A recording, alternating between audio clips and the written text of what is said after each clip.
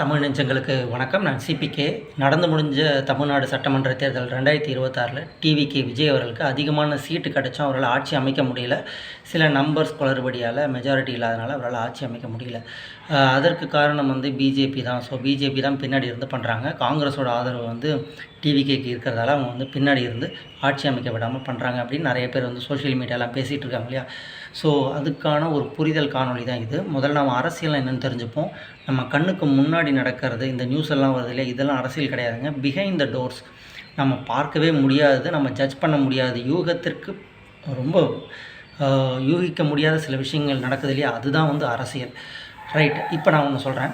நீங்கள் எல்லாம் நினைக்கிறீங்க இல்லையா, பிஜேபி தான் காரணம் டிவிகேவை ஆட்சியில் விஜய் அவர்களை சிஎம் ஆக விடாமல் தடுக்கிறாங்க அப்படின்னு.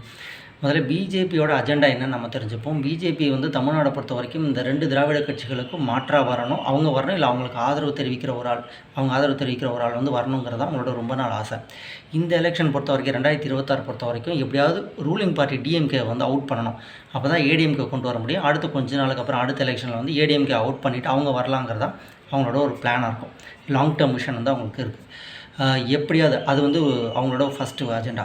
செகண்ட் பார்த்திங்கன்னா, எப்படியாவது இந்த காங்கிரஸ் டிஎம்கே அலையன்ஸை உடைக்கணும். ஏன்னா நீங்கள் ஆல் ஓவர் இந்தியாவில் எடுத்துக்கிட்டிங்கன்னா இந்த இண்டி கூட்டணிங்கிறது தமிழ்நாட்டில் மட்டும்தான் ரொம்ப ஸ்ட்ராங்காக இருக்குது. அதுக்கு காரணம் டிஎம்கே, குறிப்பாக எம்கே ஸ்டாலின் அவர்கள். அவர் மட்டும்தான் ராகுல் காந்தி அவர்களை பிரதமர் கேண்டிடேட்டாக முன்மொழிகிறோம் அப்படிங்கிற ஒரு விஷயத்த சொன்னார். ஸோ பிஜேபியோட நம்பர் 1 எதிரி யாருன்னா காங்கிரஸ் தான். சரியா? ரைட். ஸோ அவங்களோட எதிரியை தூக்கி பிடிக்கிற ஒரே ஆள் யாருன்னா தமிழ்நாட்டை பொறுத்த வரைக்கும் டிஎம்கே தான். நெக்ஸ்ட்டு, இந்த விஷயங்கள்லாம் எதுக்கு அப்படின்னா, அப்போ தான் அவங்க நினச்ச எந்த ஒரு அமெண்ட்மெண்ட் பில்லை பாஸ் பண்ண முடியும்.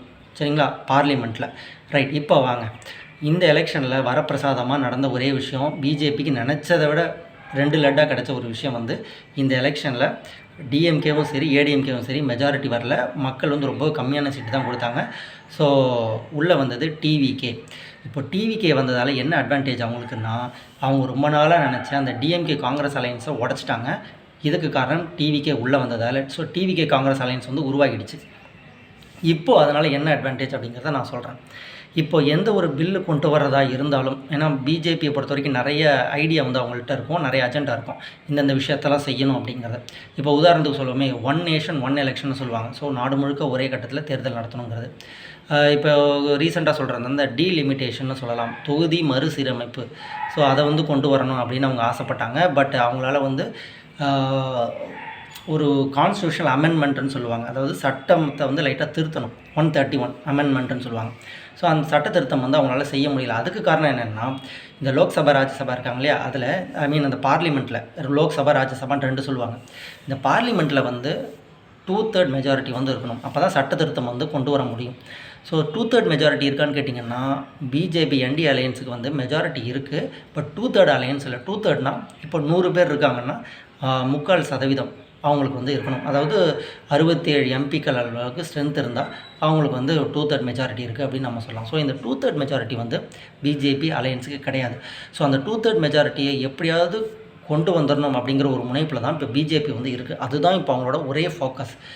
இப்போது ரீசெண்டாக பார்த்திங்கன்னா, சில வாரங்களுக்கு முன்னாடி ஆம் ஆத்மிலேருந்து 10லேருந்து 7 எம்பி பிஜேபியில் ஜாயின் பண்ணிட்டாங்க. இப்போது ரீசெண்டாக நேற்று என்ன நடந்துச்சு அப்படின்னா, இந்த காணொலி போடுறதுக்கு முன்னாடி 8ஆம் தேதி மே 8, 2026 என்ன நடந்துச்சுன்னா, ஸ்பீக்கர் ஓம் பிர்லா அவர்களுக்கு கனிமொழி அவர்கள் ஒரு லெட்டர் ஒன்று கொடுத்துருக்காங்க. நாங்கள் காங்கிரஸோட அலையன்ஸில் இல்லாததுனால எங்களுக்கு நீங்கள் பார்லிமெண்ட்டில் தனியாக சீட்டு ஒதுக்கி தரணும் அப்படின்னு சொல்கிறாங்க. அப்படின்னா அதுக்கு என்ன மீனிங்னா, here after we are not alliance with Congress.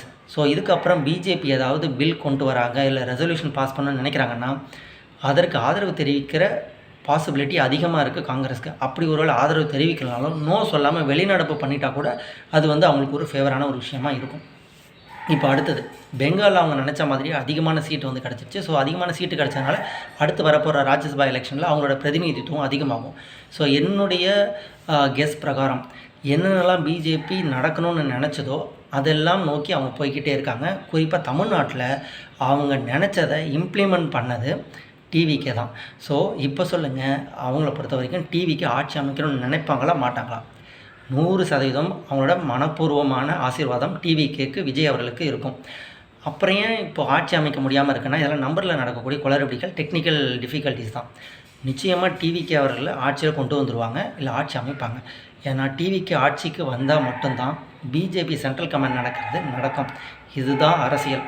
Behind the doors நடக்குது இல்லையா, இதுதான் அரசியல். நம்ம எல்லோரும் கெஸ் பண்ண முடியாதது நடக்கும், அதுதான் அரசியல். ஸோ நல்லா தெளிவாக புரிஞ்சுக்கோங்க.